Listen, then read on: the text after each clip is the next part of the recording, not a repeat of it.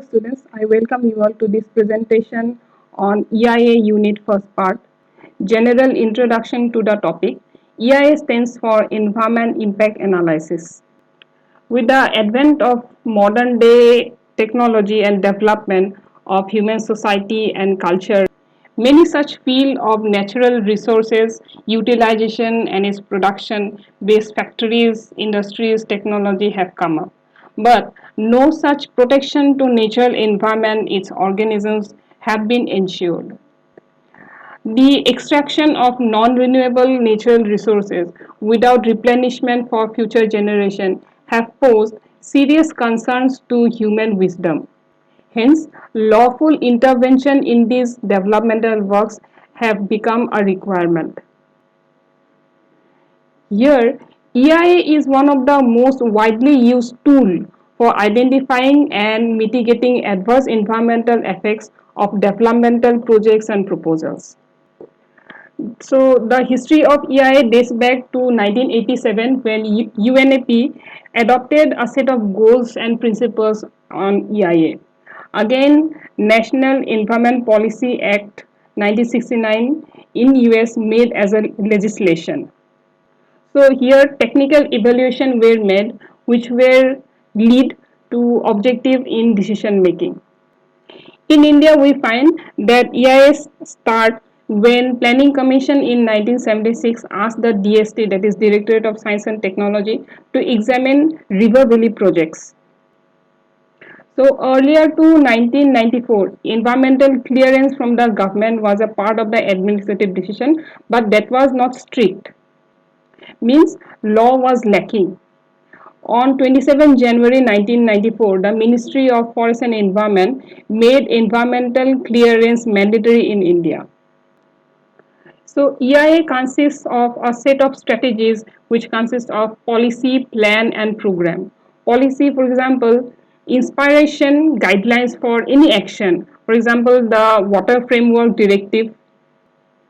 Plans were as such a set of linked action which would result in time framework works. For example, the development of catchment management and programs such as set of projects particularly implemented in an area.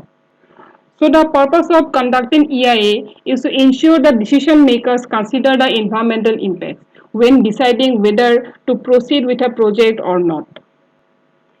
Next, we find that EIA is also an integral part of sustainable development, because sustainable development says that the development of present day generation should not be compromising the opportunities of resource utilization of the future generation.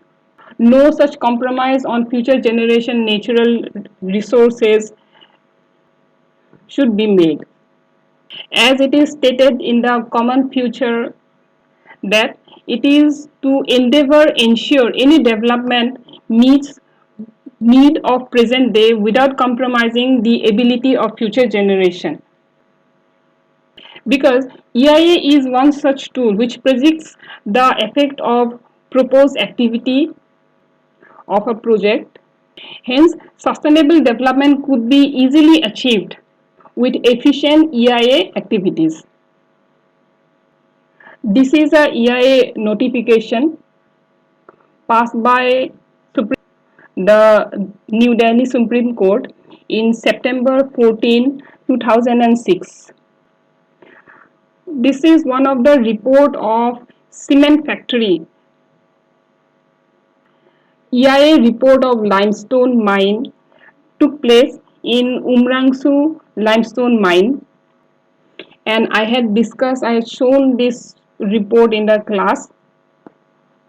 So in this report you all can see the physical, biological and socio-economic environmental condition before the project took place. This was the EIA report of that limestone mine factory.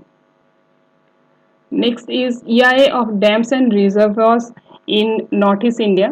So this will be discussed in the next presentation. The process of EIA consists of 8 definite steps. The first one is screening. Here EIA is Required or not, that is decided. Whether EIA could be conducted or it is not required, that is decided. Next is the scoping. Here, the key issue or impact is discussed. After the key issues, further evaluation of those key issues are discussed, and the time limit of the entire project is also decided in this step. The third step is the impact analysis. Here, identification of the problems, status of environment are done. This is done through studies, prediction and analysis of the problems. Next comes the fourth step, that is mitigation. So after identification of the problems, damage effects to the environment could be alleviated by certain mitigation measures, and those are discussed here. This involves reduce and removal of serious environmental impacts also.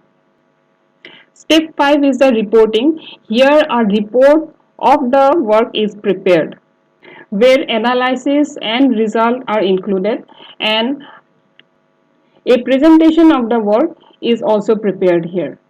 Next step is the review of EIA. In this step, it is discussed about the efficacy and effectiveness of the report, so that this could provide information for further decision making. Next step is the decision making.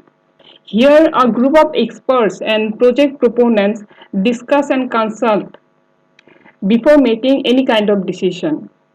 So, the decision could be positive as well as negative. The project could be either accepted or it could be rejected. If it is rejected, then again the steps of impact analysis, mitigation, reporting and review has to be undergone. Last step is the post monitoring. Once the project is commissioned, it checks to ensure impact of the project, so that it does not exceed any legal standards, and implementation of the mitigation measures also remain in as described in the EIA report, and these works are done even after the project finishes. In this slide, we can see some of the advantages and disadvantages of EIA. Advantages includes it is very less cost in order to rethink about a project.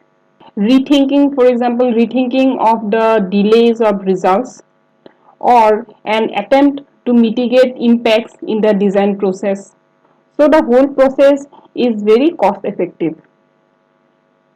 EIA could also be seen as an aiding to public relation and the environment, where people become concerned about the environment and they discuss about the environment.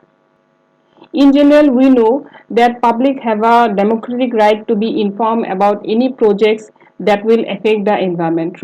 So through EIA, this is done. Disadvantages include difficulty of assessing impacts of a project even before it is fully designed. It is very difficult to predict the cost of EIA and the project. Again, there is poor reliability on the availability of data. How much strong and evident the data is, that is very hard to rely upon. Another important disadvantage is the insufficient training and education on impact analysis. So this must in this presentation. If you have any doubts, then you all can ask, and the rest of the topic will be discussed in the next presentation on EIA. Thank you.